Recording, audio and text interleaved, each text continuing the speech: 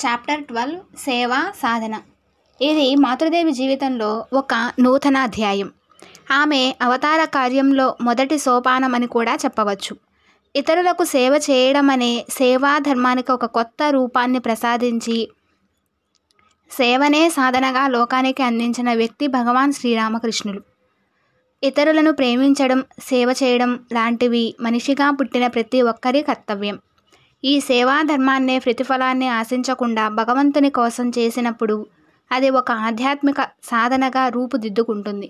ఒకరోజు పారవస్య స్థితిలో ఉన్నప్పుడు ప్రాణుల పట్ల దయ వహించాలని చెప్పవచ్చిన వారు, దయ చూపడానికి నువ్వెవరివి?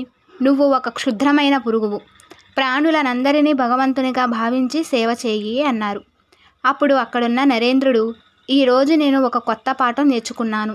భగవంతుని కృప ఉంటే దీనిని ఒకరోజు లోకమంతా ఎరిగేటట్లు చేస్తాను అన్నాడు. దీనినే ఆయన కర్మయోగం, అనుష్ఠాన వేదాంతం అంటూ పలు రీతులలో లోకానికి అందించాడు. మాతృదేవి జీవితంలో సేవ సాధనకు అత్యంత ప్రాధాన్యం ఉంది. తొలి రోజుల్లో జయరాంబాటిలో దీని ఒక పరిమాణాన్ని చూసాం. సంసారాన్ని ఎలా ఆధ్యాత్మిక సాధనగా తీర్చిదిద్దాలనే విషయాన్ని అప్పుడు గురుదేవులు శారదకు నేర్పించారు. షోడశీ పూజానంతరం సేవా సాధనను బోధించారు.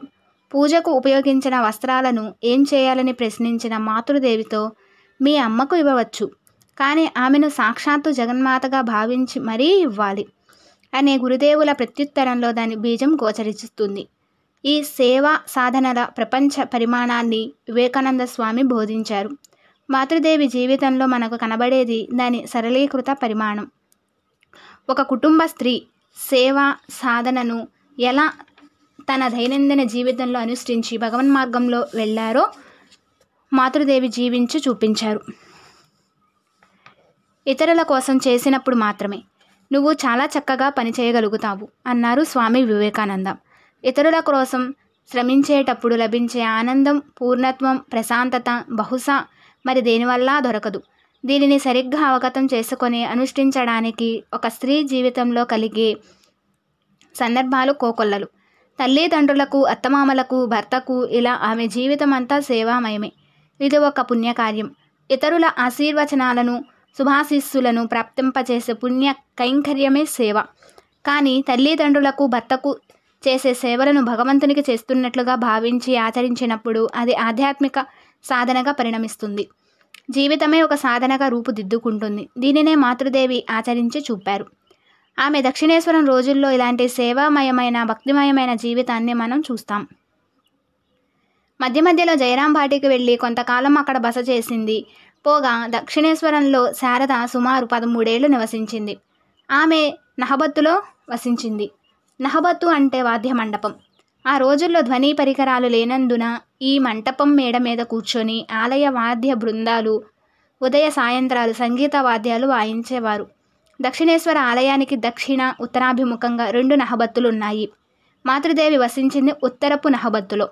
చిత్రాలలో చూస్తే ఒక భవనంలాగా కనిపించే ఈ కట్టడం నిజానికి ఎంతో చిన్నది. షడ్భుజాకారంలో నిర్మితమైన ఈ భవనపు ఒక్కో భుజము సుమారు 3 అడుగుల వెడల్పు. గోడల మధ్య గరిష్ట దూరం సుమారు 8 అడుగులు. మొత్తం విస్తీర్ణం 50 చదరపు అడుగుల కంటే తక్కువే. చుట్టూ సుమారు 4 అడుగుల వెడల్పైన వసారా. గురుదేవుల గదికి ఉత్తరాభిముఖంగా పంచవటికి వెళ్లే దారిలో సుమారు 75 అడుగుల దూరంలో నెలకొని ఉంది ఈ నహబత్తు. ఈ గదికి ఒకే ఒక తలుపు. దక్షిణాభిముఖంగా ఉండే ఈ తలుపును తెరిస్తే గురుదేవుల గది కనిపిస్తుంది. ఆయన గదికి ఉత్తరాభిముఖంగా ఉండే తలుపు తెరిస్తే అక్కడ జరిగేవన్నీ నహబత్తు నుండి చూడవచ్చు. నహబత్తుకు చుట్టూ ఉన్న వెలుపలి వసారాలో తూర్పున మేడపైకి వెళ్ళడానికి మెట్లున్నాయి. ఈ మెట్ల క్రింది భాగమే మాతృదేవి వంటగది. మేడపైన గురుదేవుల తల్లి వసిస్తున్నారు.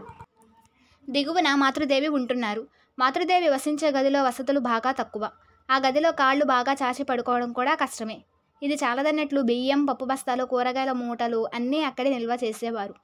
ఇంకా గురుదేవుల కోసం ఆహారం ఉంచిన కడవలున్న ఉట్లు పైనుండి వేలాడుతూ ఉంటాయి. మాతృదేవి ఏకాంత జీవితం కోసం వసారా చుట్టూ మనిషి ఎత్తుకు తడికలు కట్టి ఉంచారు.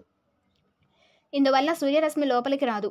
ఆ రోజులను గురించి మాతృదేవి ఇలా అనేవారు, ఓహ్, నహబత్తులో ఉంటూ గురుదేవులకు చేసిన సేవ రోజులలో అక్కడ పడ్డ కష్టాలను మాటల్లో వర్ణించలేను. వంట, భోజనం, నిద్ర అంటూ నా ప్రపంచమంతా దాని లోపలనే. అనేక రోజులు ఏకాంతవాసమే.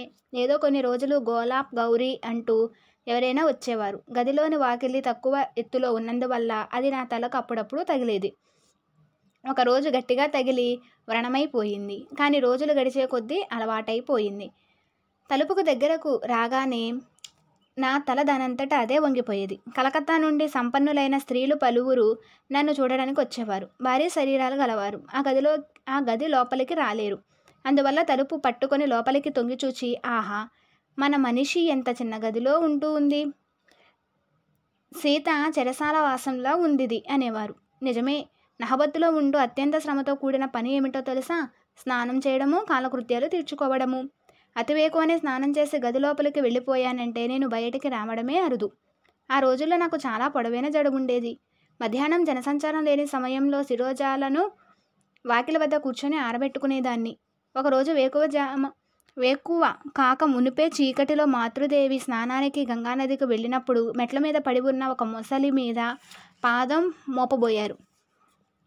కానీ అదృష్టవశాత్తు అడుగుల సవ్వడి విని మొసలి నీళ్ళల్లోకి వెళ్ళిపోయింది. ఆ తర్వాత లాంతర్పుచ్చుకునే స్నానానికి వెళ్ళాలని గురుదేవులు ఆమెకు చెప్పారు. కాలాంతరంలో తన తమ్ముని కుమార్తెలతో మాతృదేవి దక్షిణేశ్వర జీవితం గురించి చెప్పినప్పుడు, అలాంటి గదిలో మీరు ఒక్కరోజు కూడా ఉండలేరు అన్నారు. వారందరూ కూడా, అవును, నిజమే అత్త, అన్ని విధాలా మీకు భిన్నమైన వారే అన్నారు నవ్వుతూ. నహబత్తులో మాతృదేవి జీవితం ప్రతిరోజు ఉదయం 3 గంటలకే ప్రారంభమయ్యేది. ఆమె జీవన విధానం గురించి యోగిన్ మా కాలాంతరంలో ఇలా చెప్పారు. ఆ రోజుల్లో మాతృదేవి వెడల్పాటి ఎర్రంచు చీర ధరించేవారు. పాపిట మీద ఎర్రటి కుంకుమ అద్దుకునేవారు. ఆమె శిరోజాలు మోకాళ్లకు తాకేటంత పొడవుగా, అందంగా, దట్టంగా నల్లని నలుపు రంగులో ఉండేవి. బంగారు అడ్డిగా, ముక్కర, దుద్దులు, బంగారు గాజుల లాంటి ఆభరణాలు ధరించి సీతలా నహబత్తులో వసించారు మాతృదేవి. అందరూ నిద్రిస్తూ ఉన్న అతివేకువ జామునే లేచి గంగానదిలో స్నానం చేసి జనసంచారం ప్రారంభమవడానికి మునిపే గదికి తిరిగి వచ్చేసేవారు. తర్వాత ధ్యానం చేయడానికి కూర్చునేవారు. ధ్యానం ముగిసిన తర్వాత పూజ, జపం మొదలు పెట్టేవారు. అన్నీ పూర్తి కావడానికి 1.5 గంటలు పట్టేది. ఆ తర్వాత మెట్ల క్రింద వంట ప్రారంభించేవారు. వంట పూర్తి చేశాక అవకాశం దొరికితే గురుదేవులు స్నానం చేయడానికి ముందుగా ఆయన శరీరానికి నూనె రాసేవారు. ఆయన స్నానానికి వెళ్ళిన తర్వాత ఆయన కోసం తమలపాకుల చిలకలు సిద్ధం చేసేవారు. గురుదేవులు స్నానం చేసి రాగానే కూర్చోవడానికి ఆసనం పరిచేవారు. ఆయన ఉదయం 10:30 గంటల నుండి 11 గంటల లోపుగా భోజనానికి కూర్చునేవారు. మాతృదేవి పళ్ళెంలో ఆహారం తీసుకువచ్చి గురుదేవులకు వడ్డించి ప్రక్కనే కూర్చొని మాట్లాడుతూ ఉండేవారు. ఆయన హఠాత్తుగా ఉన్నత పార్వస్య స్థితిలోకి వెళ్ళిపోకుండా జాగ్రత్త వహించేవారు. ఈ విషయంలో మాతృదేవికి ఎవరూ సాటిరారు. గురుదేవులు భోజనం చేసిన తర్వాత తాను కూడా ఆదరాబాదరాగా ఏదో కాస్త తిని కాస్త నీళ్లు తాగేవారు. తర్వాత మళ్ళీ తమలపాకు చిలుకలు తయారు చేసేవారు. అలాంటి సమయాల్లో మంత్రస్వరంలో పాడేవారు. మాతృదేవి కంఠం పుష్పాలు రాలినట్లు మృదు మధురంగా ఉండేది. అయినా ఆమె పాడేటప్పుడు ఎవరూ వినకూడదనే విషయంలో చాలా జాగ్రత్త పడేవారు. ఇంతలో ప్రక్కన నెలకొన్న కర్మాగారం నుండి మధ్యాహ్నం 1 గంటకు వినవచ్చేది. ఆ తర్వాత భోజనానికి కూర్చునేవారు. భోజనం ముగిసేటప్పటికి 1:30 అయ్యేది. తర్వాత కాసేపు విశ్రాంతి. మధ్యాహ్నం సుమారు 3 గంటలకు ఆరు బయట కూర్చొని శిరోజాలను ఆరబెట్టుకునేవారు. తర్వాత సాయంకాలం పనులు ప్రారంభమయ్యేవి. మొదట్లో రాంతరులో ఒత్తి సరిచేసి ఇంకేమైనా చిల్లర పనులు చేసేవారు. ఆ తర్వాత నహబత్తులో నిల్వ ఉంచిన నీళ్లతో ముఖం కడుక్కొని బట్టలను కూడా తడిపి పెట్టేవారు. సంధ్యా సమయానికి దీపాలను వెలిగించి దేవుని పటాలకు ధూపం చూపించేవారు.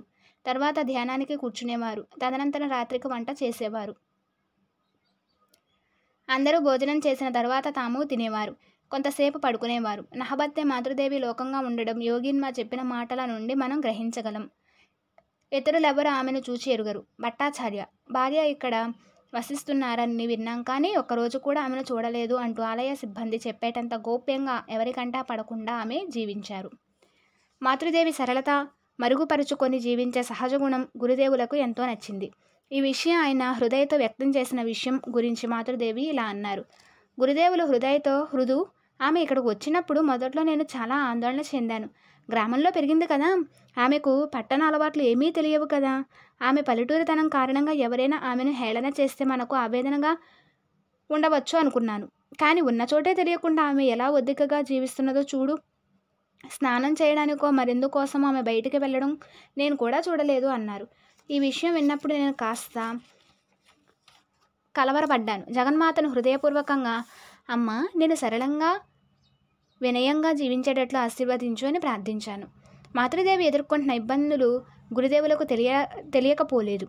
కానీ ఏమీ చేయలేని పరిస్థితుల్లో ఉన్నారు. ఆయన పట్ల అమిత ఆదరాభిమానాలతో అవసరాలను తీరుస్తూ వచ్చిన మధుర్ బాబు జీవించలేడు. అతడు జీవించినప్పుడు మాతృదేవి వచ్చి ఉంటే అన్ని ఏర్పాట్లను ఎంతో శ్రద్ధాభక్తులతో చేసి పెట్టేవాడు. ప్రస్తుత ఆలయ నిర్వహణ మధుర్నాథ్ కుమారుడైన త్రైలోక్యనాథుది. అతడు గురుదేవులను గురించి అంతగా శ్రద్ధ వహించలేదు. మొదట్లో మాతృదేవి గురుదేవుల సమక్షంలోనికి కూడా మేలి ముసుగు లేకుండా వచ్చేవారు కారు. అంతటి లజ్జాస్వరూపిణి అయిన ఆమె మరుగుగానే జీవించడానికి నహబత్తు తప్ప దేవాలయంలో వేరే స్థలం లేకపోయింది. ఇవన్నీ కలిసి మాతృదేవి అనేక ఇబ్బందులతో నహబత్తులోనే కాలం గడపవలసి వచ్చింది. చీకటిమయమైన ఆ చిన్న గదిలో రోజంతా గడిపితే ఆ మాతృదేవి ఆరోగ్యం దెబ్బతింటుందని గురుదేవులు ఎంతో కలత చెందారు. ఆయన భయపడినట్లే ఒకంతకాలం ఆమె ఆ గదిలో నివసించే లోపునే ఆమెకు వాతరోగం క్రమ్మింది. కాలాంతరంలో మాతృదేవి ఇలా అన్నారు. గురుదేవుల గది సదా నామ సంకీర్తనం, దివ్య సంభాషణలు, పారవస్య స్థితులలో ఆనందపూరితమై ఉండేది. ఎందరెందరో భక్తులు వచ్చేవారు. వారి గదిలోని ఉత్తరపు వైపు తలుపు తెరిచి ఉంటే ఆ గదిలో జరిగే సంకీర్తనాదులన్నీ కనబడేవి. అందుకు తగ్గట్లు తడికలతో ఒక చిన్న రంధ్రం ఉండేది. నిలబడే ఆ రంధ్రం గుండా గురుదేవుల పారవస్య స్థితిలో నృత్యం చేయడాన్ని, పాడడాన్ని చూసి ఆనందించేదాన్ని. ఇలా ప్రతిరోజు గంటల కొద్దీ నిలబడి ఉండడం వలన ఈ వాతరోగం కమ్మింది. ఇలా నేను గంటల కొద్దీ నిలబడడం గురుదేవులకు కూడా తెలుసు. ఇలా చాలాసేపు నిలబడిన ఆరోగ్యం పాడు చేసుకోకూడదని అడవులలో విహరించే పక్షిని గూట్లో బంధించి ఉంచినట్లయితే దానికి కూడా వాతరోగం క్రమ్ముకుంటుంది. అందువల్ల నువ్వు అప్పుడప్పుడు బయటకు వెళ్ళి కాసేపు నడవడం మంచిది అని నాతో అన్నారు. మధ్యాహ్నం భోజనాలయ్యాక సామాన్యంగా అందరూ నిద్రపోయే సమయంలో గురుదేవులు పంచవటికి వెళ్ళి చుట్టుప్రక్కల జనసంచారం ఉందా అని చూసేవారు. ఎవరూ లేని సమయం చూసి నహబత్తుకు వచ్చి నన్ను పిలిచి పంచవటి వైపు ఎవ్వరూ లేరు, ఇప్పుడు అటువైపుగా వెళ్ళి కాసేపు నడిచిరా అనేవారు. నేను బయటకు వెళ్లే వరకు నన్ను చూస్తూ తమ గది బయట నిలబడేవారు. నేను నహబత్తు వెనుక వైపు దారిలో వెళ్ళి రామ్లాల్ ఇంటికి దగ్గరలో ఉన్న ప్రాంతంలో పరిచయం ఉన్న కొందరి ఇళ్లకు వెళ్ళేదాన్ని. వారితో కొంతసేపు మాట్లాడేదాన్ని. సాయంత్రం అందరూ పూజ కోసం ఆలయానికి వెళ్ళిపోతారు. పంచవట్టి వద్దో ఇతర చోట్లలోనో ఎవరూ ఉండరు. సరిగ్గా ఆ సమయం చూసుకుని నేను నహబత్తుకు తిరిగి వెళ్ళిపోయేదాన్ని. నహబత్తులో మాతృదేవితో పాటు గురుదేవుల అన్న కుమార్తె అయిన లక్ష్మి కూడా ఉండేది. వీరిద్దరిని గురుదేవులు గూటి చిలకలు అంటూ తమాషాగా చెప్పేవారు. కాళికాలయం నుండి ప్రసాదం వచ్చిన వెంటనే వారు రామ్లాల్ కొద్దిగా పండ్లు తీసుకువెళ్ళి ఆ గూటి చిలకలకు ఇచ్చిరా అని పంపేవారు. అక్కడ ఉన్న భక్తులలో కొత్తగా ఉన్నవారు నిజంగా ఏవో చిలుకలను పెంచుతున్నారని అనుకునేవారు.